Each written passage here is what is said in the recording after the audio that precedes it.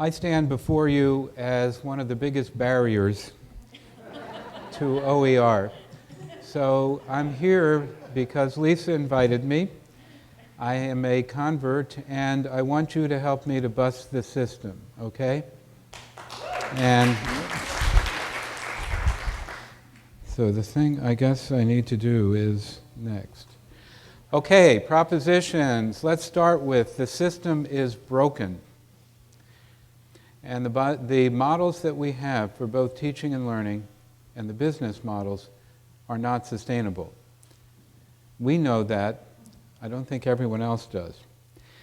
$150 billion in financial aid. The Pell Grant's gone up to $30 billion. Congress cannot afford this with the deficit. It's going to be cut. There are efforts to cut the Pell Grant.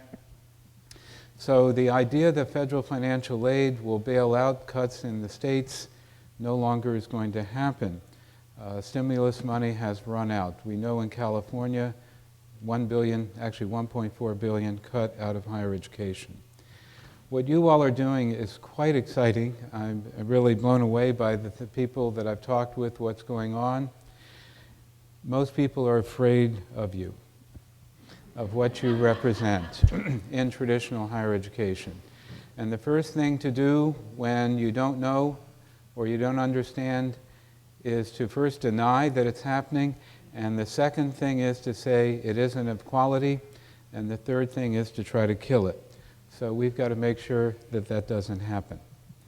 Now, credentialing is really important. We deal with all kinds of fraudulent degree programs, institutions, bogus accrediting agencies.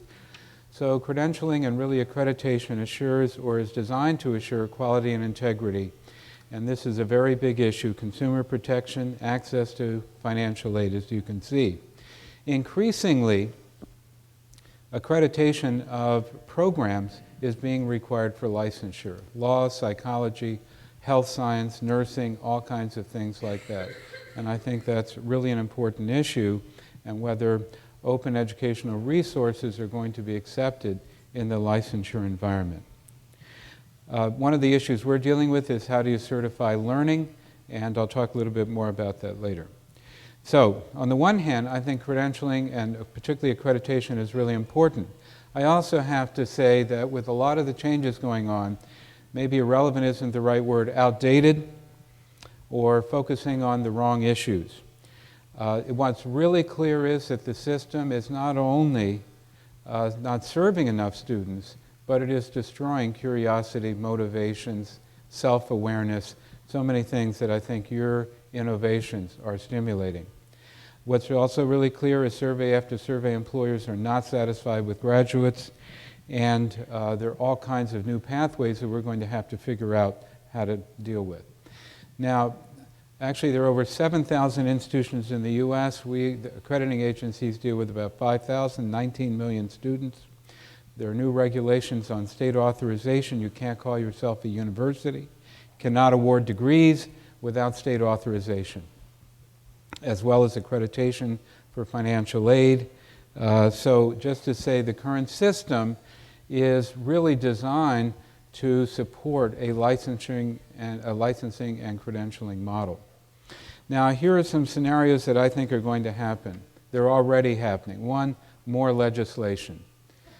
More regulation. If you don't understand something, if you're trying to deal with money, this $150 billion, there will be more regulation to increase accountability, consumer protection, and return on the federal investment in the dollar. There will be demands for greater information. I've been involved in 3 what are called negotiated rulemaking processes where new regulations are adopted for all universities. They all lead to more consumer information being put in the hands of students and other decision makers. Clearly, there are going to be alternative models. You represent many of them. There are many that are happening within institutions. I'll talk about a few. We're trying to deal with them. The big question is, will we accept them? Will we embrace them? And I think that credentialing may be one of the biggest barriers you're going to face. So I talked about $150 billion. Anyone who reads the paper knows there have been a lot of press stories about fraud and abuse in the for-profit sector. article today, University of Phoenix dropped significantly. 40% drop in students affected its stock price. There's been billions of dollars of loss in the stock market for for-profit institutions as a result of these stories. Low college completion rates. The national average is said to be 54%. It's actually higher, but if you are a lower socioeconomic status student, if you're a person of color, your chances of graduating from college are almost below 25%. Default rates, the amount of loans that students now carry is larger than the amount of mortgages in the United States. Staggering statistic. It is the only form of loan that is not forgivable in bankruptcy. So we also deal with, as I said, a lot of degree mills, and so the idea of accreditation is increasingly important in a global environment. So let me talk about some of the barriers. Yeah, I'm sure you've all heard University of the People. It was designed to be a free to low-cost university. I've talked with several of the people who have been involved with it. Initially, they were not intending to be accredited. Now you can see that I just copied this from their website. They need to say it is not accredited, but they are in the process of becoming accredited. Whether they will be able to maintain their structure, this is what we have to deal with.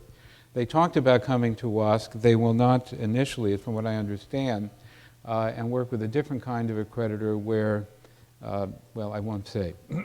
But it will be, there are different kinds of accreditors, not just the regional accreditors that Lisa talked about. But we accredit most of the mainstream institutions, actually all of the Ivies, the university systems. There are national accreditors that deal with for-profit vocational schools. They will probably go there first because it does take a little less time.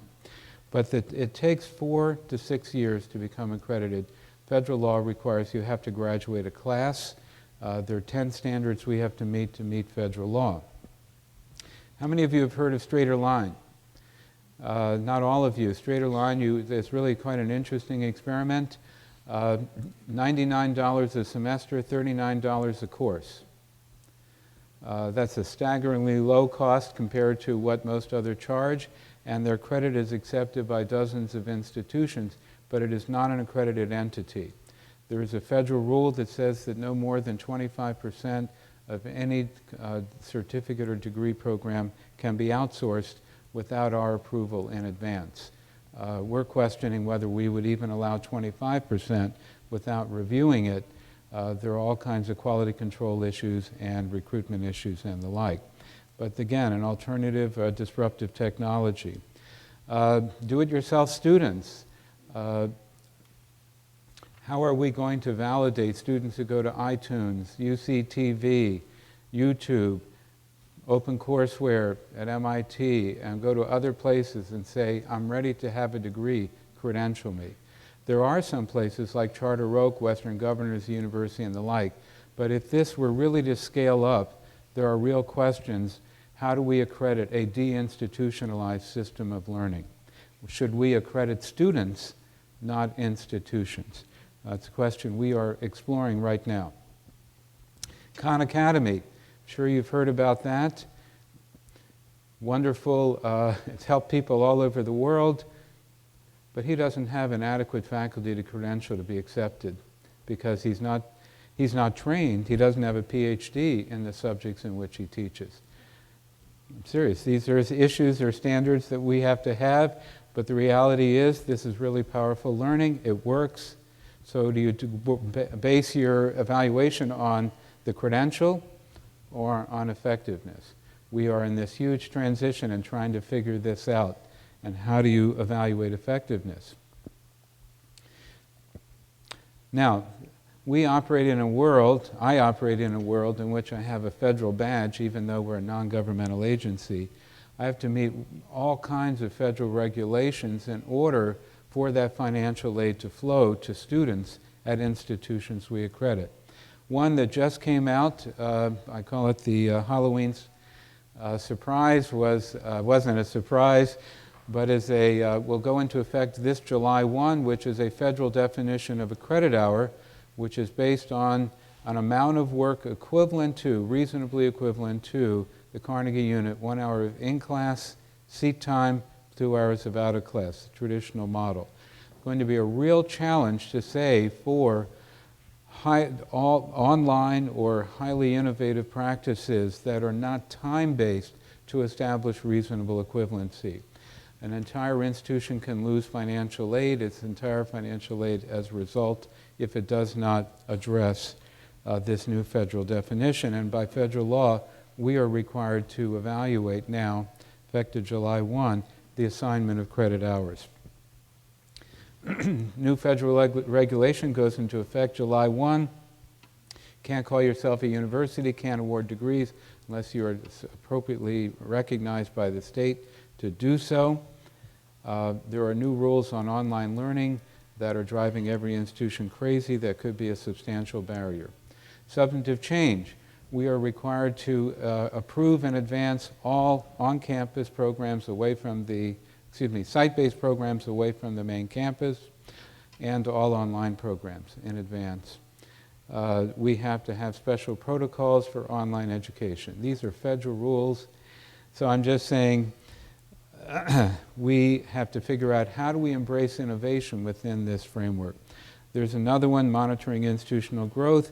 We're dealing with one institution that's less than 7 years old that has 48,000 online students.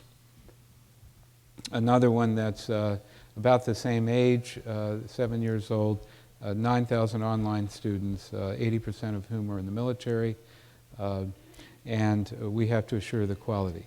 So we live within these regulations, and my job is to figure out how to respect them, but to get around them. Need your help. So let me talk about open access, and these are things, I work also internationally, and, oh, am I up? Okay, so let me just say, you can read this, and let me just quickly go and say that we need to do this.